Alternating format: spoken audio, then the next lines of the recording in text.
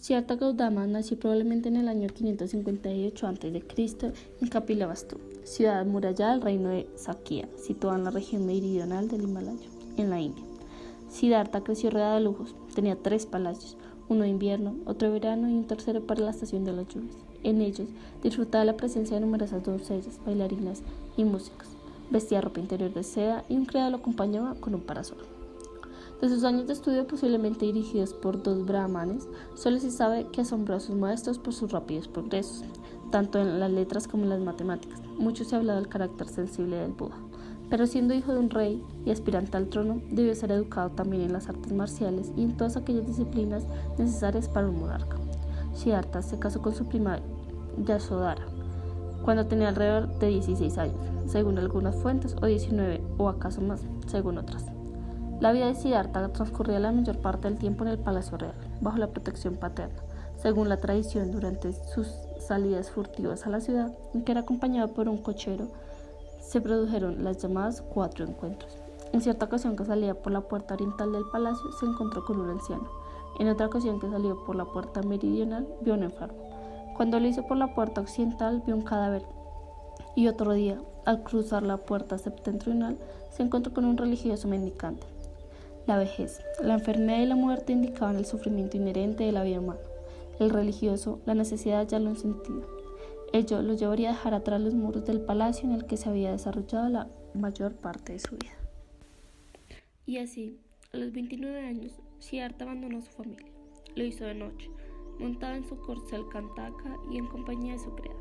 Su meta era Magadha, estado floreciente del sur, donde se estaban produciendo cambios culturales y filosóficos. Una vez recorrido parte del camino, se cortó los cabellos, se despojó de sus joyas y aderezos y le entregó a su criado para que de vuelta a casa lo devolviera a su familia con el mensaje de que no regresaría hasta haber alcanzado la iluminación. El resto del camino lo hizo como mendicante, práctica por otra parte muy bien considerada en la India de la época. También era habitual que hombres ya maduros y con inclinaciones filosóficas se adentraran en el bosque para buscar la verdad. Lo singular fue que él lo hiciera a tan temprana edad. Y así concluimos contando cómo fue una parte de su vida, a lo que pasaremos ahora a escuchar de su propia boca cómo fue el camino de enseñanzas prácticas que lo llevaron a la iluminación. Por lo tanto, Siddhartha, cuéntanos un poco sobre esos 4 encuentros, empezando por la vejez. La vejez. De forma tradicional, la historia describe la apariencia de un anciano, un hombre débil, acabado, con una joroba en la espalda, con un cuerpo tan delgado que se le notaban los huesos y que se movía dando pasos cortos ayudado por un bastón. Tenía una larga barba blanca y los ojos llorosos. Para los occidentales esto puede sonar un poco exagerado, pero en la India no lo es. Allí la gente envejece de una forma muy evidente debido al clima y a las duras condiciones en que se vive. Debemos recordar que mi madre, Sudodana, me había apartado de forma deliberada de cualquier cosa que pudiera resultarme desagradable, incluida, por supuesto, la vejez. Pero bueno, claramente ante eso me estremecí y pregunté si toda la gente envejecía. El auriga me dijo que sí. Entonces yo continué preguntando, ¿también yo envejeceré? Mi sirviente asintió diciendo, su padre, el rey, su madre, la reina, su esposa, usted y yo todos envejeceremos. Quizás no era la primera vez que yo veía a un anciano. Sin embargo, no cabe duda de cuál es el significado real del suceso. Esto ocurre a menudo. Observamos algo, quizás algo que pasa por nuestra vista todos los días, de la misma manera que vemos la puesta del sol, pero realmente no lo vemos porque no nos damos cuenta y no nos paramos a pensar en ello. Vemos sin mirar, andamos a ciegas. Posteriormente, cuando desarrollamos un mayor nivel de conciencia y de claridad, percibimos que aparecen cosas con una luz nueva, dejándonos la impresión de que nunca las habíamos visto antes. Acá fue donde yo me percaté de la vejez por primera vez en su vida de una forma auténtica y de que la juventud era pasajera aún para mí. La enfermedad. Todavía aturdido por la conmoción que me había causado esa nueva experiencia, volví a salir del palacio unos días más tarde y otra vez vi algo que nunca había presenciado antes, un hombre enfermo. Este se encontraba acostado en la calle, tenía fiebre y se movía bruscamente de un lado hacia otro. Una vez más, le pedí a mi auriga que me explicara qué le sucedía a ese hombre. ¿Por qué tiembla de esa manera? ¿Por qué está acostado en el suelo? ¿Por qué se mueve tan bruscamente? ¿Por qué da vueltas sus ojos de esa forma tan violenta? ¿Por qué está tan pálido? Estaba claro que el cochero tenía que contarme la verdad, pues se encuentra enfermo, eso es lo que sucede. Y pues yo, quien gozaba de una gran salud durante toda mi vida, quería saber si a mí podría pasarme lo mismo. El auriga me respondió: todas las personas son propensas a enfermar y pueden sucederles en cualquier momento. Todos podemos perder la fuerza y la salud de repente y entonces nos enfermamos. Otra vez mantuve mi mente ocupada con todo esto de camino al palacio. La muerte. Unos días después salimos a dar otro paseo y en esta ocasión vimos a 4 hombres cargando una especie de camilla sobre sus hombros. Sobre esta se encontraba una persona envuelta en una sábana amarilla con la cara descubierta. Todo le pareció muy peculiar, ya que el cuerpo se encontraba inmóvil por completo y con los ojos cerrados. Yo estaba horrorizado y con la voz entrecortada pregunté: ¿nos pasará esto a todos? ¿Todo el mundo sufrirá la muerte como tú la llamas? ¿Acaso moriré yo también? El cochero suspiró diciendo: sí, su padre, su madre, su esposa y su hijo. Todos ustedes morirán un día, todos los que nacen tienen que morir. Han existido millones de hombres y mujeres desde el comienzo del mundo y todos han muerto. Nadie ha podido escapar a la fría mano de la muerte. Es implacable.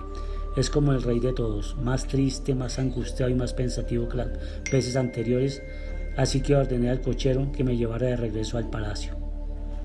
En estos 3 paseos me encontré con lo que en la actualidad llamaríamos situaciones existenciales ineludibles, hechos de la existencia de los que no podemos escapar. No queremos envejecer, pero no podemos evitarlo. No queremos enfermar, pero a veces caemos enfermos. No queremos morir, pero querámoslo o no, moriremos. Entonces empezamos a pensar: ¿por qué tiene que ser así? Quiero vivir para siempre, ser joven y saludable, pero no es posible. ¿Por qué se me ha otorgado este impulso para vivir si no se me da también la más remota oportunidad de escapar de la muerte? Es un misterio. ¿Pero por qué se me presenta a mí este misterio? ¿Es acaso Dios el responsable de esto? ¿O el destino? ¿O simplemente así son las cosas sin más ni más? ¿Existe alguna explicación para todo esto? La paz renunciante. Yo me encontraba bastante preocupado por preguntas fundamentales acerca de la vida y la muerte tras las últimas experiencias que había tenido. No obstante, decidí ir a dar otro paseo con mi auriga y en esta ocasión vi a un hombre que tenía una apariencia diferente y poco común. Llevaba unos hábitos amarillos y además tenía la cabeza afeitada. Ese hombre caminaba de una manera tranquila por las calles del pueblo, tocando la puerta de cada casa por la que pasaba, solicitando comida para ponerla en su tazón de mendicante. Me llamó la atención su paso tan sereno y compuesto, y esto me llevó a preguntar a mi cochero: ¿qué le ocurre a este hombre que parece tan tranquilo, en paz consigo mismo y con el mundo? El auriga le contestó: es alguien que ha ido hacia adelante. ¿Cómo que hacia adelante? Insistí. Mi ayudante procedió a explicarme que era alguien que había dejado tras de sí la vida mundana y a su familia.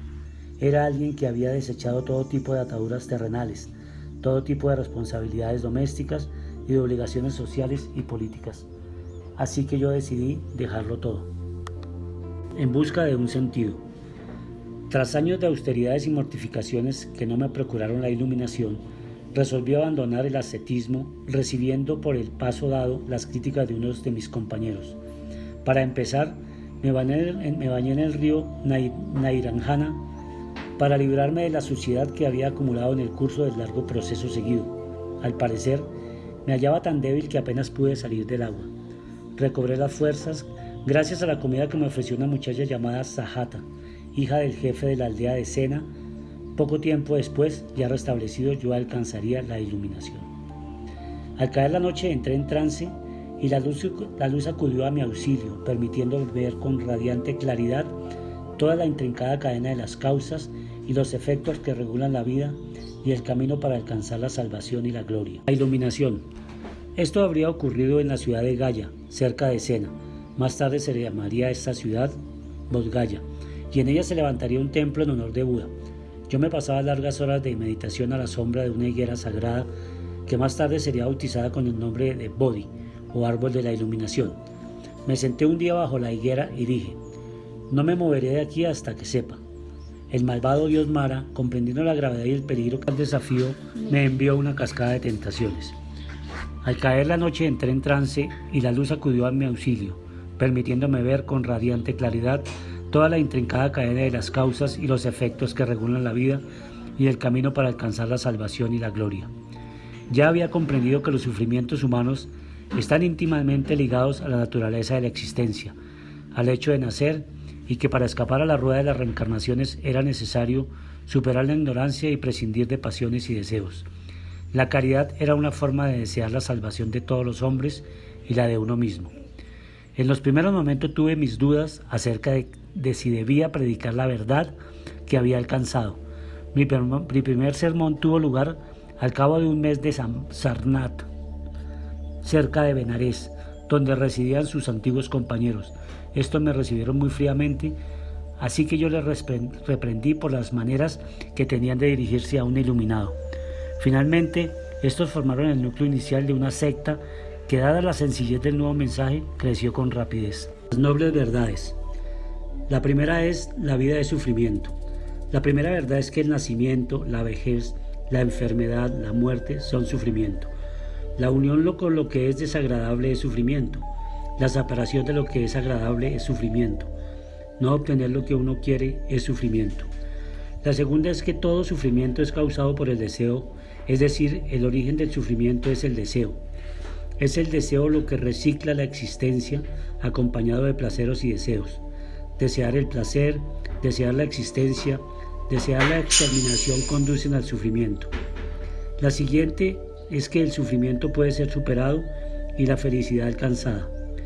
La tercera verdad es que la cesación del sufrimiento es el desapego, la renuncia a este deseo. Por último, es que el sendero que conduce a la superación es el sufrimiento. Necesitamos cierta disciplina para llevarnos a ese dejarse ir. Debemos caminar un sendero espiritual. Esa es la cuarta noble verdad. Nirvana, estado de quietud. Esta es una palabra y concepto importante del que hace referencia a un estado que puede alcanzarse a través de la meditación y la iluminación espiritual, y que consiste en la liberación de los deseos, el sufrimiento, la conciencia individual y el ciclo de reencarnaciones. Para esto se necesitan dos elementos: transmigración y meditación. En la transmigración nos referimos como el tránsito o pasaje de la esencia individual de una existencia a otra. Es el cambio en el transcurso de una misma vida, es la evolución del yo. Y la meditación es la herramienta más poderosa para el seguidor budista. Con la práctica aprende a observar cómo no existe un dueño de los pensamientos que afloran en su propia mente, pero que a la vez él es el único responsable de lo que decida hacer con ellos.